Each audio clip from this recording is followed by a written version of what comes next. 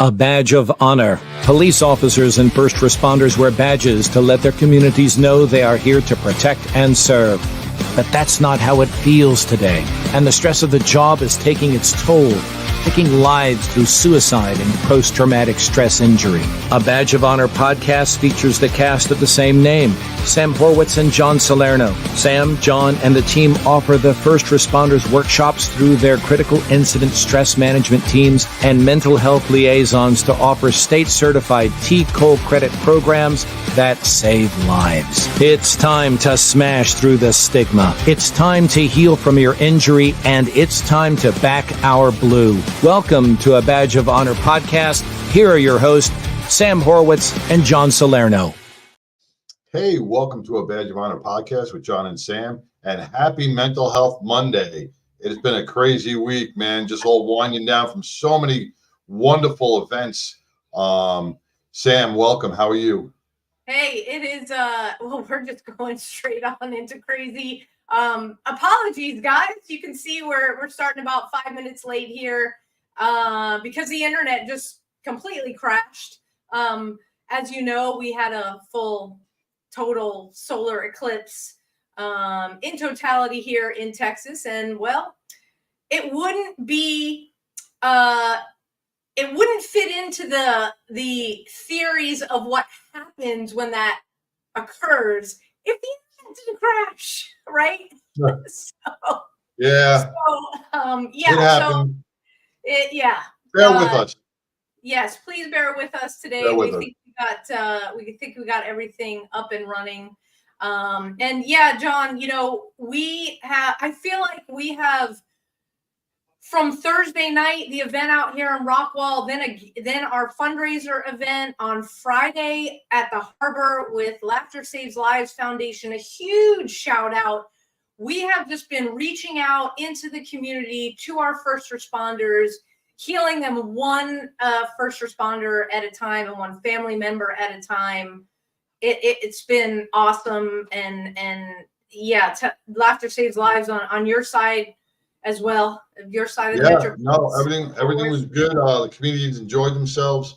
And this was all the scholarship our first responders. It was a fundraiser to scholarship our first responders into our resiliency programs to get them and their family members, mentally healthy. And even if they're not mentally healthy, even if they are mentally healthy, it opens up a dialogue. Some of these everybody's going, well, I don't have to go to these workshops because I'm not feeling post-traumatic stress, or I'm not stressing out. I'm really doing well. But it also opens up a dialogue between the first responder and the spouse and the kids, and it brings in an understanding. And you'd be surprised to see how much people open up and go, wow, I didn't know that, or I didn't know you felt like that, or just little key words really make a huge difference. So it's not only about the post-traumatic stress, it's about the connection between the families, it's about the connection between the brotherhood and the sisterhood, and it's the connection with the job and the why and everything else. So there's so much that goes to workshops, and I'm glad we were able to scholarship some people into the upcoming ones. Yeah, a huge shout out to everybody who just came down to the event, paid at the door, or made separate donations.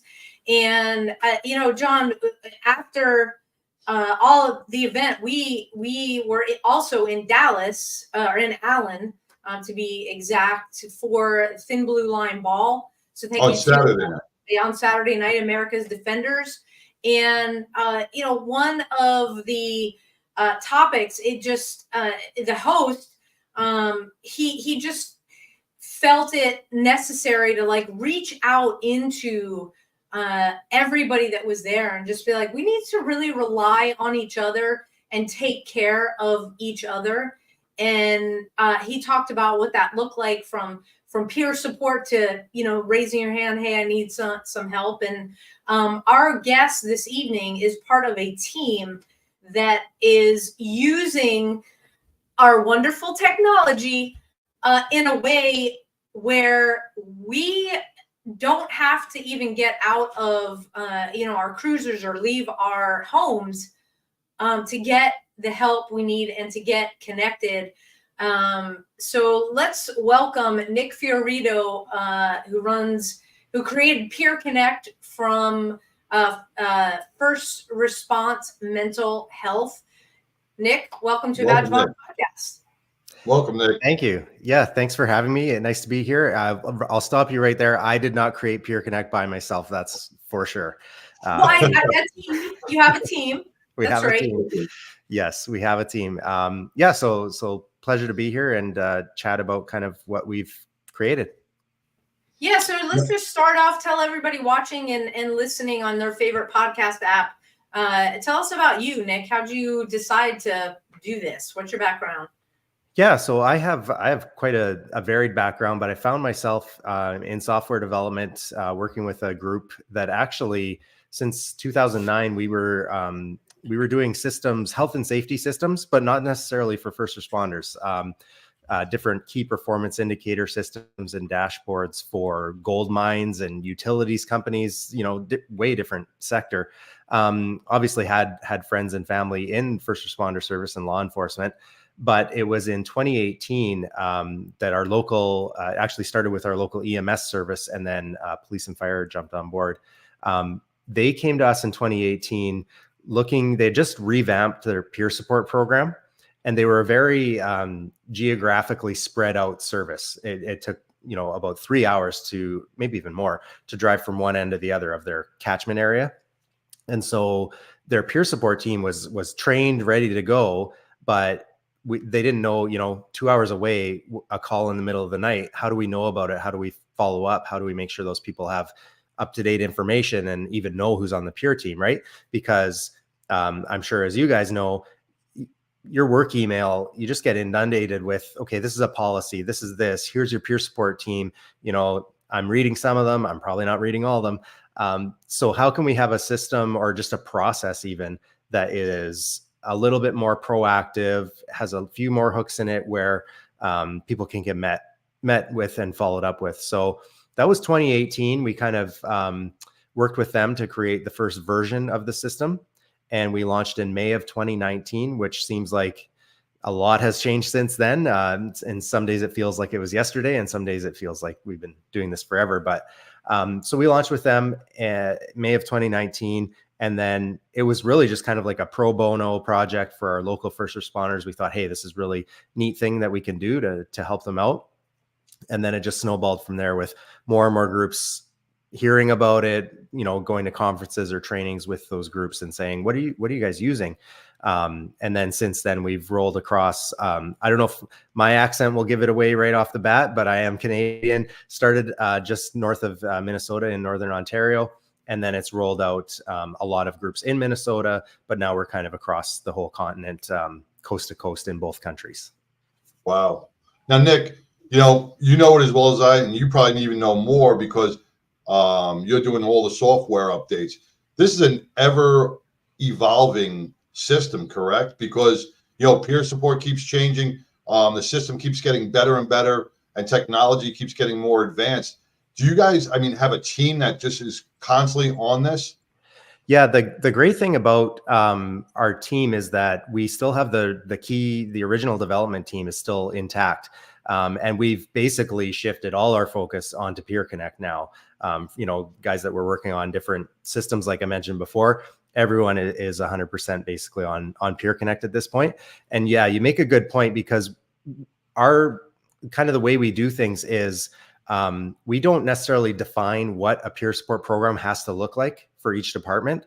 We give them the tool, the platform, and it's got so many options, so many different ways you can customize and configure it, that if you're running different styles of peer support than someone from Florida to Texas to California, these models and these programs and even state law looks different. In some states, you have mandatory annual check-ins. In some states, peer support conversations aren't privileged. So we have to configure to make sure that we meet all those requirements. So the number of changes and enhancements we've done over the years, the system looks obviously not totally different. The key core components are still there as on day one, but definitely so many more options and feature ways that people can configure it. Yeah. Now you said you were you were in Canada, right?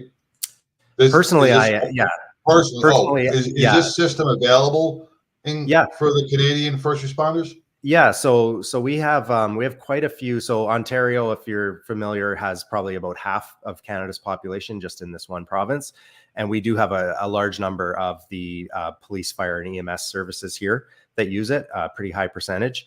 But we have a good footprint in states like Minnesota, Florida, South Carolina. Actually, that's where we probably are the most active, because they both the state, or all of the state law enforcement association, fire association, EMS association, they all actually came together and put in for kind of a statewide project to use PeerConnect to connect all the different peer support teams, whether they were internally to a department, or, you know, sometimes you have these third party or regional peer teams or chaplains teams.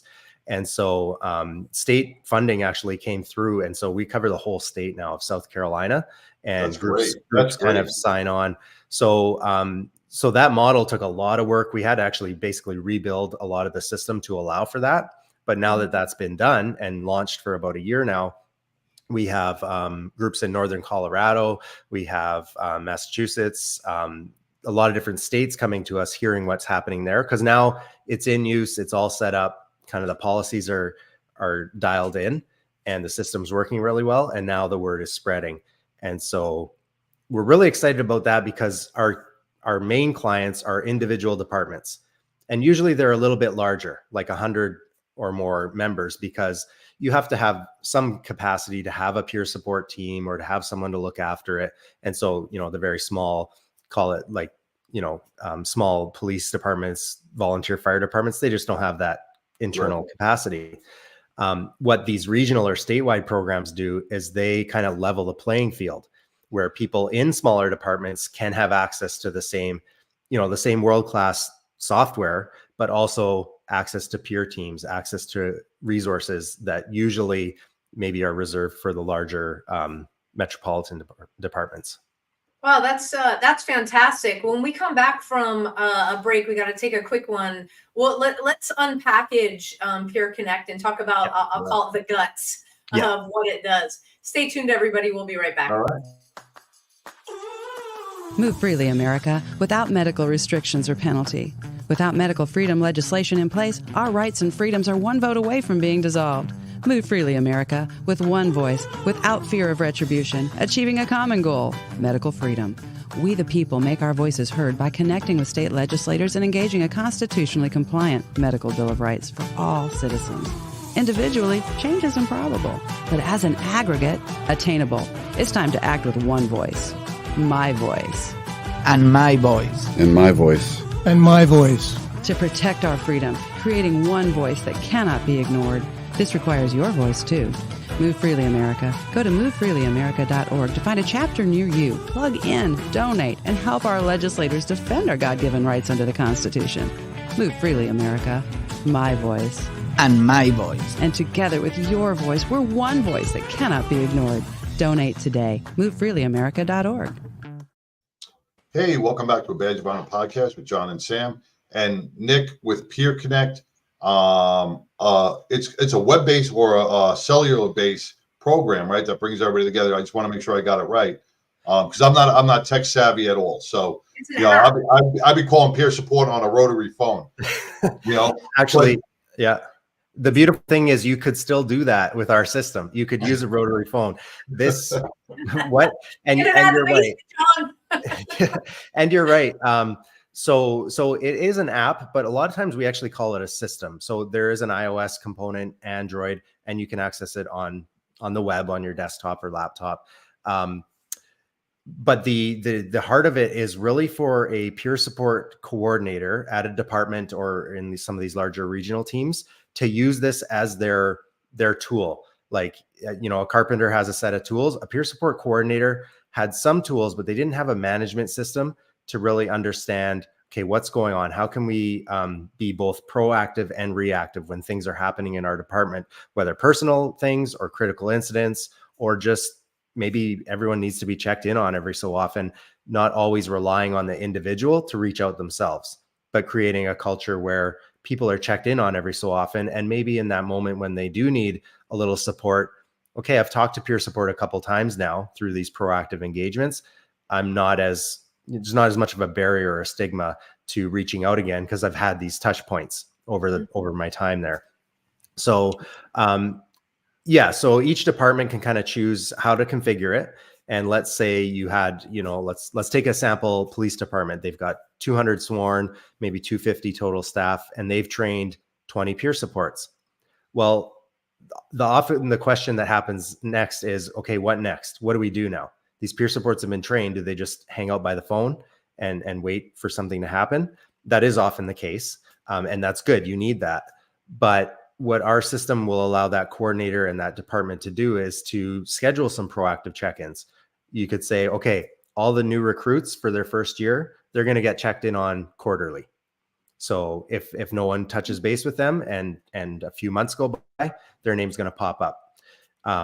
Maybe retirees, once they leave, we want to keep them in mind, and it's hard to do because they're not in every day. So we want them checked in on every 6 months for a couple of years after they leave. And Nick, I just want to back up on that because I really love that aspect of it, because so many people fall through the loopholes. Mm-hmm. And the check-in is probably one of the most important things. And it's the continuous check-in, the follow-ups. And that's where a lot of balls are dropped, a lot of, bigger departments or somebody with 200, it's hard to keep the accountability. So this system. How about NYPD? So right, decided, 30,000 people. This keeps an account, what I like, because I'm thinking about work now, just my own work. You get your work emails that, oh, well, you have to do this kind of, like a program. You have to do a training program. So every 6 months or whatever. And what I like about this is this keeps you engaged, and all of a sudden, the respondent gets it. Oh, okay, I'm doing fine. Or, you know what, I am battling. And it reinforces his mental health and his mental mindset, and says, you know what, someone's really care about me, check me out. I like that aspect on a check-in. Mm-hmm. That is cool. Yeah. And we've heard that before.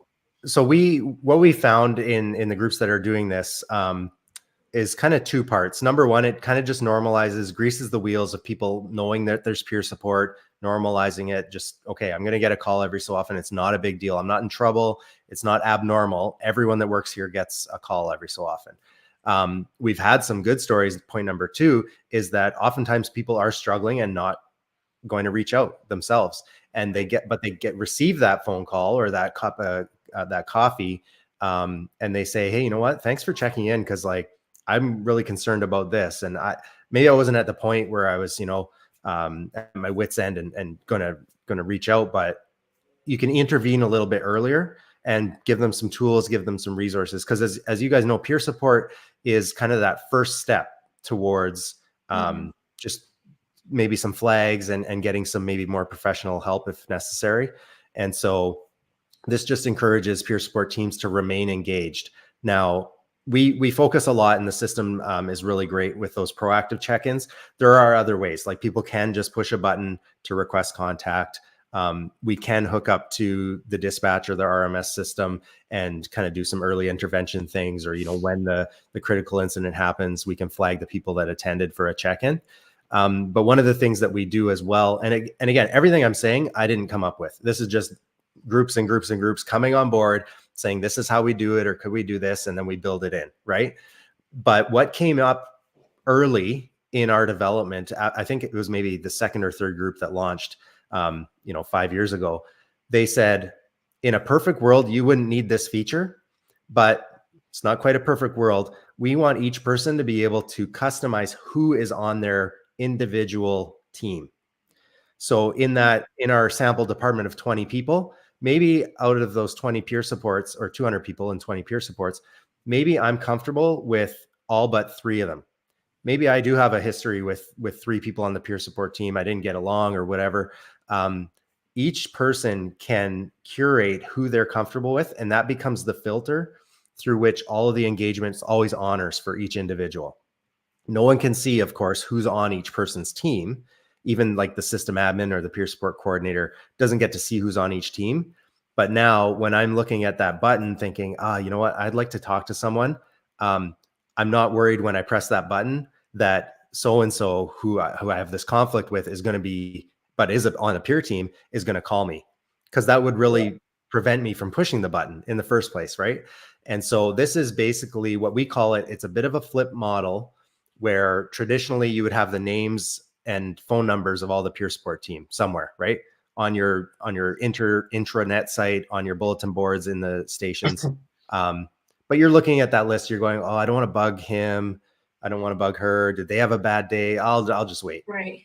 So this kind of a flip model that that we came up with the first few groups is almost like a pager or putting up your hand. You're saying, hey, I could use a chat right now. If any of the 8 of you that are on my team have a second, give me a call. Now, another pain point of peer support teams is the management of who is going to call Nick. Okay, Nick reached out. Now, do we have a WhatsApp thread? Do we have an email back and forth? Am I playing phone tag as the coordinator? Can you call or should you? It's almost like a dispatch or a ticketing system.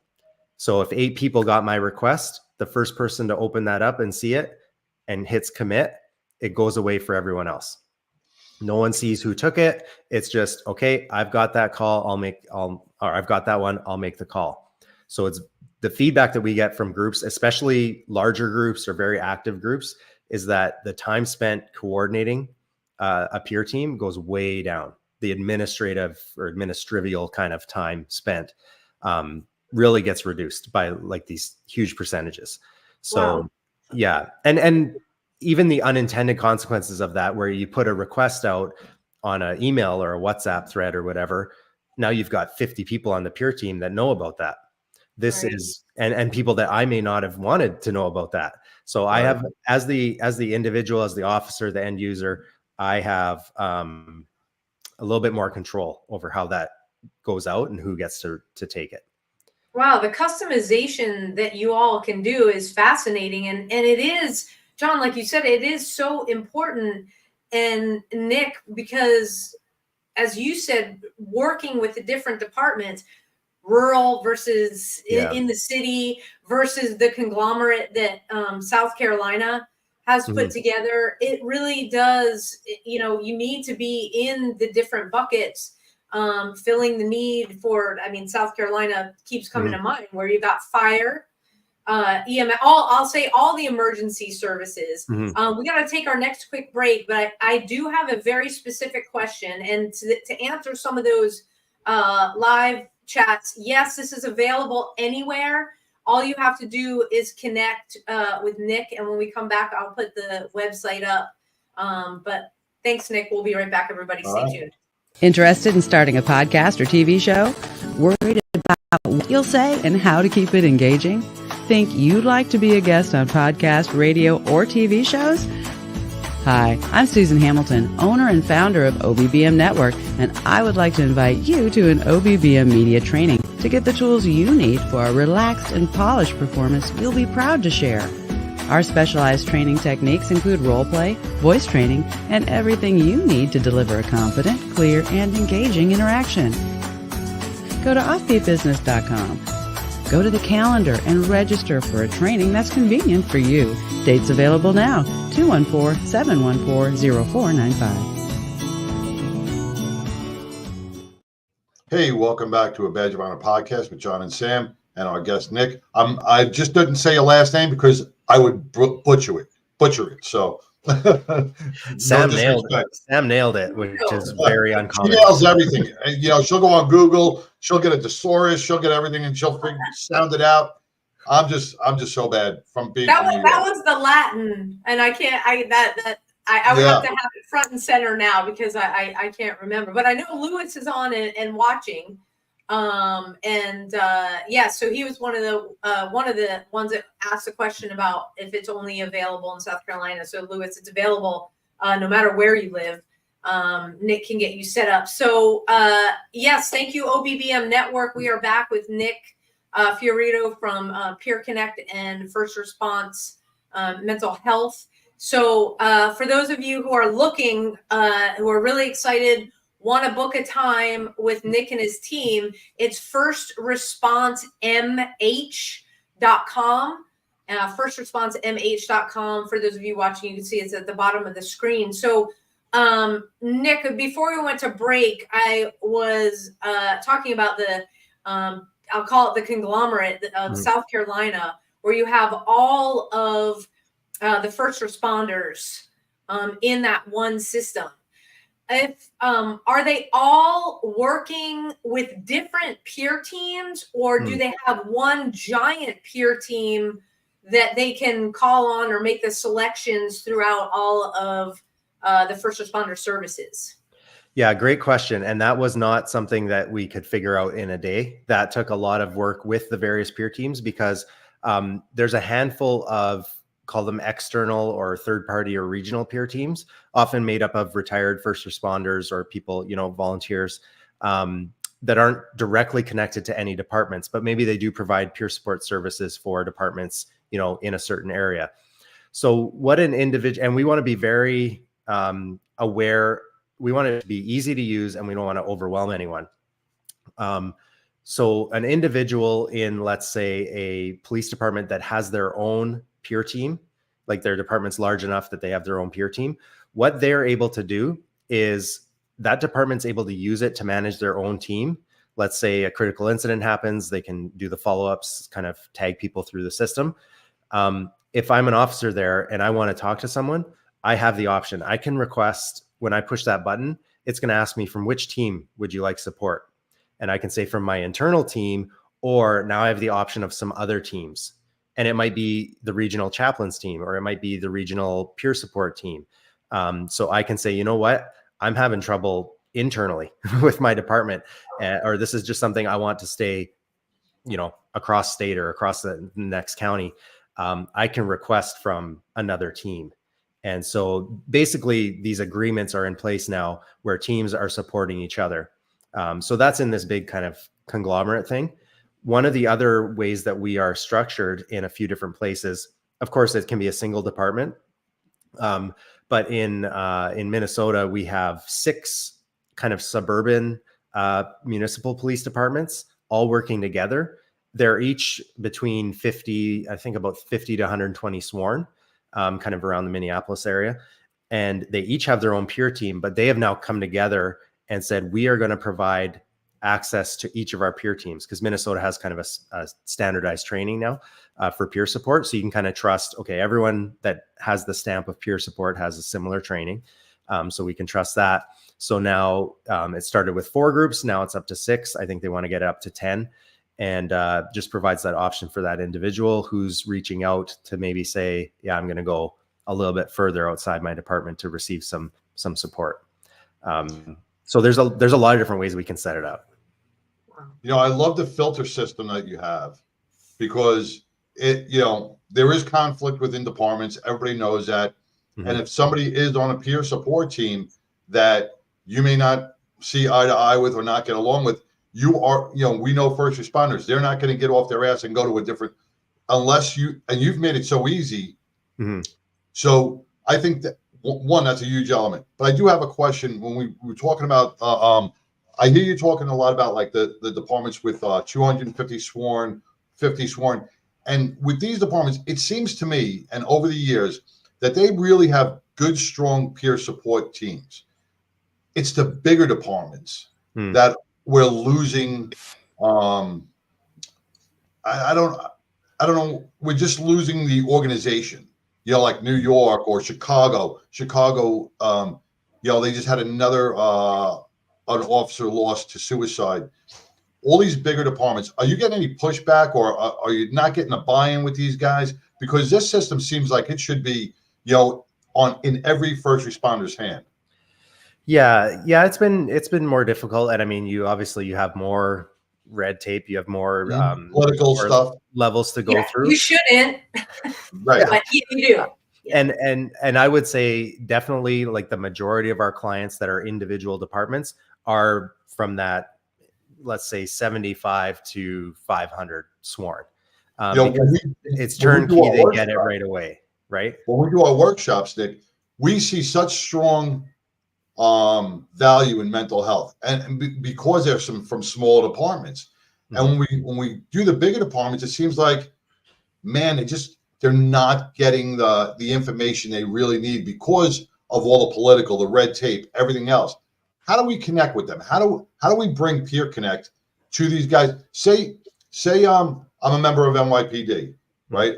A sole member, one of the officers, but my department's not doing what I think they should be doing.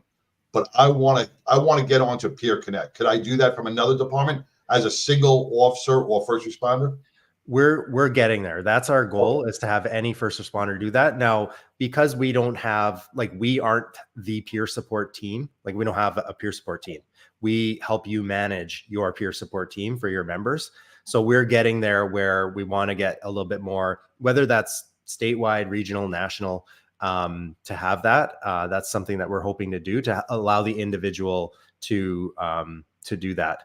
Another way we're potentially going is for you just to be able to use the system, add some buddies, whether they're first responders or not, to be your own peer team. And that has, kind of universal implications. That'd be kind of a dream of ours to get there. Going back to the large departments, we do have a couple coming on board. I can't say their names yet, but the main department of a large U.S. city, a couple of them. So we are very curious, excited. We're really putting a lot of time in to make sure it works for them, because you have so many moving parts there that it can seem, or it should be, more difficult to run a really good peer team. But with PeerConnect, it really does take a lot of that work out of it in terms of managing, and basically just follow the prompts. Like if you're a peer support in one of those departments, you don't have to do a ton of reporting. You don't have to do a ton of thinking. You just open the app up. If you get flagged to connect with someone, all the details are there. Make the call, go for coffee, whatever their policy is, and make that connection. It really, what we found and the feedback that we get, it really reduces having to have a whole huge department of people trying to manage this. It can kind of help you not quite automate, although it does automate some things, but just streamline with high degrees of efficiency. This is great, Nick, and I hope that everybody watching and listening is really understanding the value, because it can be customized. A lot of the times they want, with the technology, they want to take the departments and kind of pigeonhole them into what's been created, and it lacks the customization. This is fantastic. When we come back from our next break, I think we need to hit on confidentiality. Yep. All right. So stay tuned, everybody. We'll be right back. Look, when you need to respond to an aggressive situation to protect yourself, your family, or your property, understanding your firearm and legal position are critical. Officers know your skills are only as good as your commitment to training. So know what you're doing. So when you're in a vulnerable situation, we can count on your response. Whether you're a beginner or a licensed gun carrier, Carry in Texas offers basic firearms training, Texas permitless carry courses, license to carry, and basic 2A courses so you can understand the responsibilities, situational awareness, and learn the technical skill required when you carry your firearm. Go to carryintexas.com to find the right course for you. Join me, former United States Secret Service agent Samantha Horwitz, on the range for beginner basics, LTC prep, and range practice. Go to carryintexas.com today. That's carryintexas.com. Hey, welcome back to a Badge of Honor podcast with John and Sam and Nick with First Response Mental Health and PeerConnect, which, with every word that comes out of your mouth, I'm just getting more and more impressed with this. We have many people on our podcast, and everybody has great programs, but you're touching on things that are just a little bit different. You've tweaked it to really customize for our first responders, individual departments, big or small. That filter thing, I am just overwhelmed with. I love that aspect of it, because that really gives the first responder the options and takes away the guesswork, takes away the second guessing, going, well, this one may call. So I really love that feature on that. Yeah. And like I mentioned, that on launch day one, that wasn't in there. Pretty shortly after it was, right? And you understand why. I don't have to tell you. I understand why. Yeah. And the cool thing too is that if I have multiple teams available to me, like in a consortium or regional or statewide model, I can choose from different teams. I can customize each team. And so it just allows it gives a bit of autonomy on the side of the person reaching out, but also on the peer supporter as well, because a lot of people hesitate to join the peer support team. And this is just me kind of feedback that I've heard, because yeah, maybe I do have young kids, and when I come home, like I want to shut it off. Right. Well, now I don't have that guilt or that thing kind of overhanging feeling that, well, someone might call right now. It's okay, because with the flip model, you could kind of get paged, or you get pinged, but someone else can take it. It goes to a team. You're not like an on-call status. Yeah. And if no one takes it, of course, then we have different escalation managers and procedures, and it buzzes people. And so we make sure that nothing, goes stale. But I don't feel that guilt of, okay, I signed up to be a peer support and I finally got the kids down and it's 10 at night. Oh, and now someone's calling me. So right. I can still join the peer support team and I can still contribute. But I'm not always on the hook for taking calls 24/7. Right. Yeah. And John brought up before we went to break, where hopefully you'll be able to build in where an officer can go outside that department to connect with somebody, or at least, have the regional teams right now that are available. And we'd be remiss if we did not talk about confidentiality, because that's still something that prevents the officers and first responders in general from reaching out. So we talked about, maybe you had a job altercation or something, and you don't want to talk to somebody on the peer team, so you can create those built-ins to where your call out only goes to 3 out of the 5, let's say. Yeah. But going further is how do you guys address that confidentiality piece? Because they're, frankly, John, you and we've talked to officers and they're like, I'm not talking to anybody in this department, peer support or otherwise. I want to go outside. Mm-hmm. Yeah. And so that's one of the reasons, or even one of the things that we see trending is departments coming together. So I mentioned the groups in Minnesota. Recently, we had a consortium of a handful of fire departments come together, each contributing some peers, but allowing people to step outside. In Northern Colorado, we have, and this is what you need. This is why South Carolina is working well. Massachusetts, we're getting started. You do need someone kind of organizing things. And we are still just providing the platform, and we're helping. But whether it's regional, countywide, statewide, you do need some kind of body to oversee it, to make sure the peer supports are vetted and the information, because there's a resource bank. There's lots of other stuff in the system, of course. But that's where we're kind of, that South Carolina was a big step, because I don't know how many, over 100 pages of documentation and policies everyone agreed on. And now we can kind of duplicate that in the next state, or the next region. So confidentiality is big. And one of the things that we do for that, to kind of help with those concerns, is we have chosen, not because we couldn't build it, because we've actually built these systems in the past. It's not a chat app.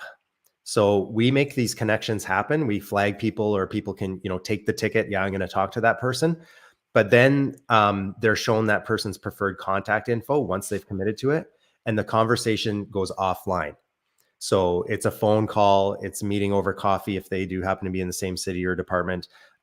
We're not capturing that conversation verbatim. So we make it happen, but then the actual conversation is outside of the system. No one can look up what it was about or anything like that. So it's connecting people. It's not the actual medium through which they're chatting, and someone could, spill the chat somehow. We made that decision to keep that totally out of the system. I like that, because, that brings it to a whole new level, because so many people are worried, oh, well, I'm going to be texting. Texts can be stolen. They can be, I like that aspect as well, man. You guys have thought of almost every way, every tunnel, every roundabout. And this is what first responders need, because you've hit on things that this is what it should be called, KISS, keeping it simple, stupid. Right. You guys really, really marketed this to not only value the first responder, But I like how you said you're worried about your peer support group, you know, putting the kids down so they don't, because they get stressed too. They got to wait by the phone. They're sitting there going, oh my God, if I get a phone call, what's going to happen? You've kind of like eased the stress on them as well, which makes them want to be more proactive. Yeah. And I love, like, so I still daily, like I think 3 today, meet with departments. They'll book a meeting with me. Anyone that wants to do that, feel free. The link on our website, it's pretty easy to do, to book a meeting with myself or some of my colleagues. I actually love presenting the system now. And I love the questions at the end, because they say, well, we have this, can it do this? And sometimes I'm like, I think so. And then I'll go check with the developers and they'll say, oh yeah, you just do this, this, and this. And I go back and I say, yes, we don't have to change anything. We don't have to custom code anything for you. It's this switch and you do it like this and it's ready to go. And to me, because when we started, we were a smaller team. We were all in there. I was designing screens and you know, our engineers were coding, a very tight team. I feel like I've left the development side a little bit now. So sometimes when we do a new release, I'm the most excited one to look through the release notes and say, oh yeah, that thing is in now. Like we can do that now, that, you know, this group, and go back to that group and say, it's ready. Like this new feature that you guys helped build is now available for everyone. Like, thanks for contributing to just building this collaborative system together. So it's been really neat. Like we had a group come, they cover the whole state for firefighter, cardiac, cancer, and mental health support. And they have their own peer support team. What they were doing, and what they still do, is they have a 1-800 number that's kind of staffed by the peer support team. And they said, well, how would that work with your system? And it's anonymous too. We said, okay, this is pretty neat challenge here. Let's figure it out. So we came up with this, what we call the anonymous module, where you can request a call back and your number is actually hidden. The way it works is that peer support that commits to it using our same process, they can call you, but they don't even know your number. Oh, wow. And you can remain anonymous, but that peer supporter through the system can even schedule a follow-up with you. So it's not a one and done necessarily. They still don't know who you are, and you could be totally across the state, but maybe they say at the end of that conversation, you know what, thanks for calling. You know, it was really courageous, and I'm glad we could chat. Do you mind if I check in with you in a couple of weeks to see how you're doing? Just follow up, see if you checked in with that clinician or whatever. Totally anonymous. They can still follow up with that person, which is That's really fantastic. Cool. And something we're excited about. But taking that whole process of developing that system, now when a group comes on board, we say, hey, do you want to enable the anonymous module? Like, they have to have the capacity to do it, but it's an option now. They're not developing anything from scratch. So just stuff like that is just super exciting to kind of uncover and build together. Yeah. So as it goes on, it's like you get more and more nuggets on how easy this really is. So thank you, Nick, for you and your team for making it so easy. For those of you guys that are listening on your favorite podcast app, it is super easy to connect with Nick and his team. Go to First Response MH. That's First Response Mike Helicopter. What's H? Yeah. I've been out so long. I forgot what H is. You know what? I never got up to H. Henry Hoover. Is it Hector? Hector. Helicopter. That's good. So First Response MikeHector.com. I like that. Hey, so we've got to take another quick break. We will be right back with Nick. Stay tuned, everybody. Right. To the Health Engineer Show, I'm Cliff Buckley, the Health Engineer, right here on the Offbeat. Hi, I'm Larry Cordian. Hi, my name is Susan Hamilton, and you're watching Offbeat. Hi, this is Doreen Milano. Welcome to Big Ideas Small Business, where we will talk to Terry Arjala.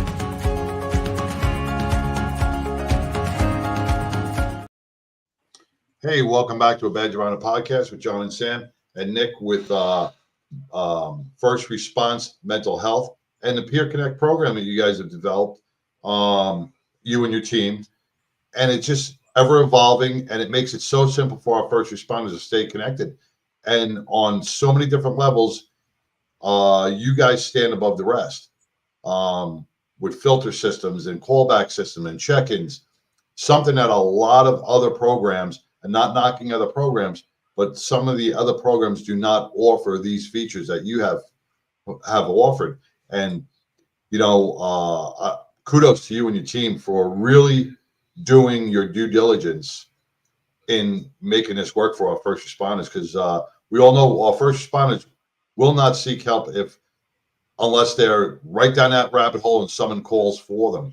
You have taken that out of the equation, and even if you're just having a hard time, at the press of a button. So kudos. Thanks. Yeah, the customization is key, and definitely puts you guys at the top.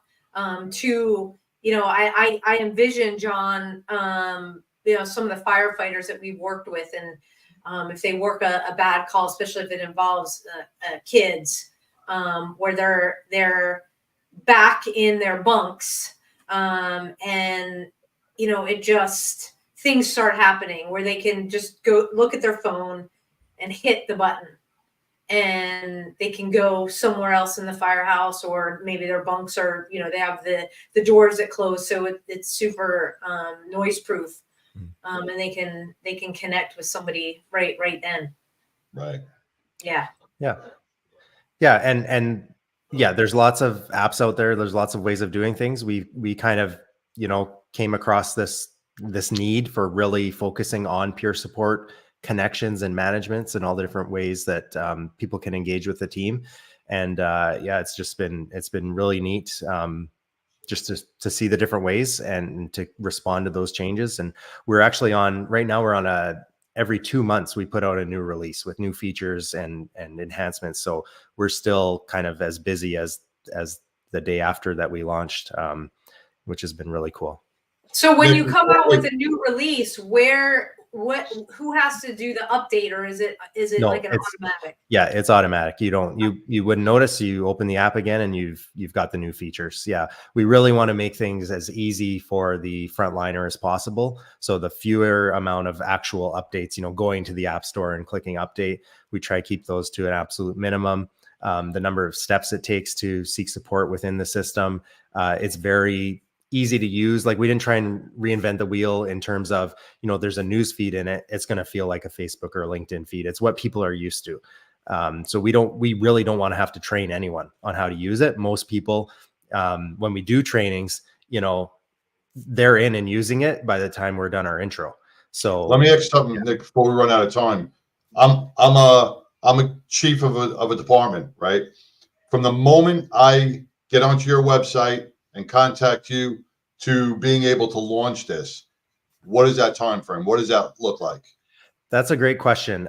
We've had groups that have taken probably too long, and really that's just usually a matter of like policy and scheduling and stuff like that. Money, obviously. We have had groups that have gone from, like, they met me on a Monday, 3 Mondays later they were launched. So this is not much time at all. No, like the actual technical time it takes is very minimal. Once we meet with them and establish what buttons, what switches, what timelines and things, we're not custom coding anything. We're configuring. We're flipping this on, we're turning this on, we're building it for them, and then it's ready sometimes in a matter of days. Wow. But then we like to train people, of course, how to use it and get them all set up. And we equip a group with videos and best practices for the system, and marketing materials, so they can launch to their workforce and say, hey guys, here's what we're using now. Here's what it does. If you have any questions, watch these videos, read these. So you get launched, and then you have an account manager to help along the way as well. I think we lost Sam. I see my screen starting to shake, and I just was checking my weather, and it looks like we're hitting weather too. So, so that's a big thing too. From start to launch date, 30 days is probably about average, maybe a month and a half about average.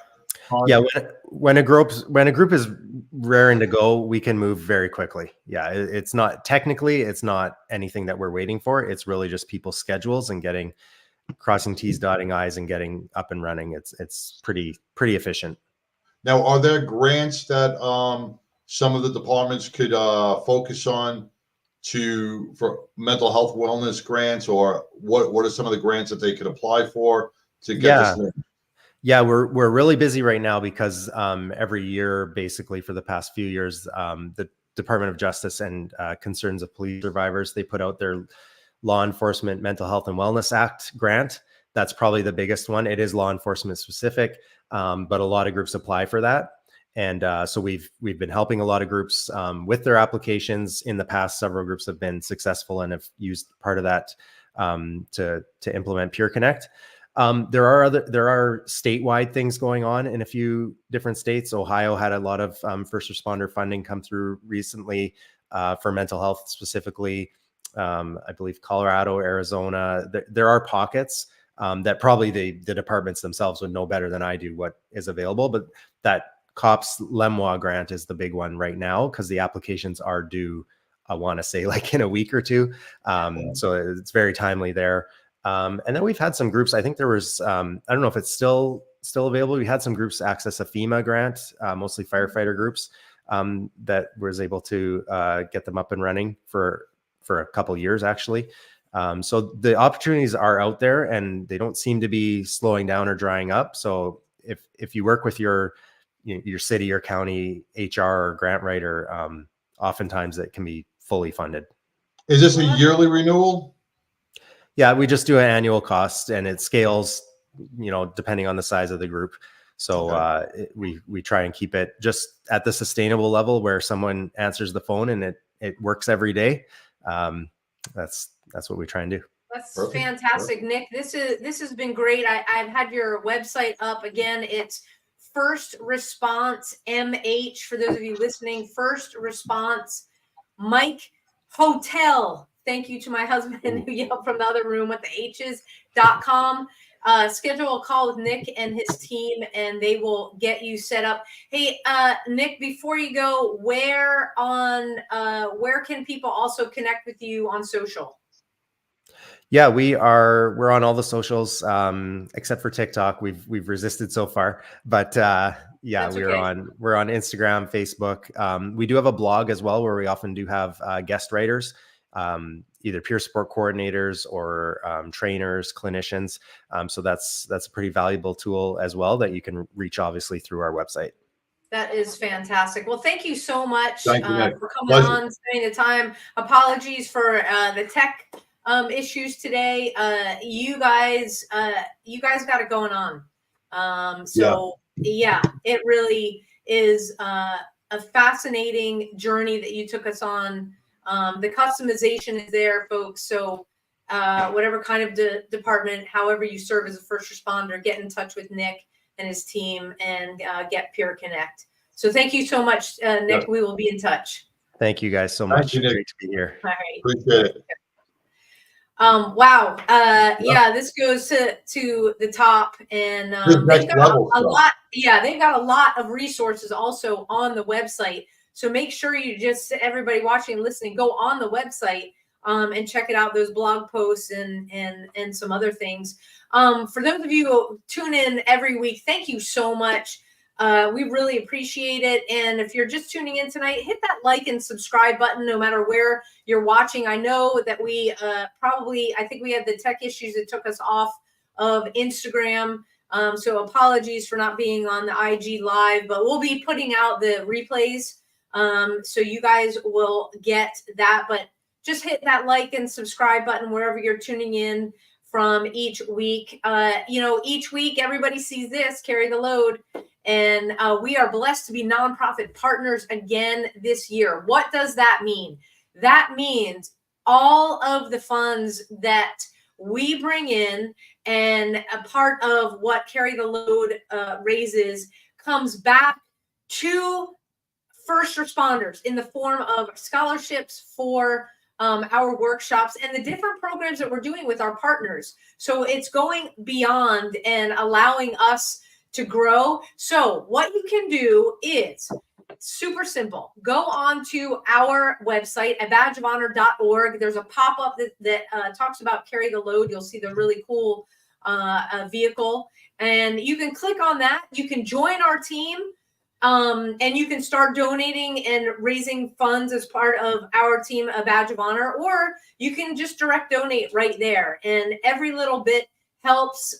It goes a long way. So abadgeofhonor.org, and you'll see that pop up right there to get you started with Team A Badge of Honor and carry the load. To everybody, again, watching and listening, thank you for putting up with our tech issues tonight. I'm about to lose mine in a minute. Yeah, your screen is a little glitchy, and we're going right into tornado warnings and all this craziness. Thank you, Mom Nature, for blessing us with the solar eclipse. But good gracious, we're getting it all in one day. But to all the first responders out there, thank you for what you do every single day to take care of our communities.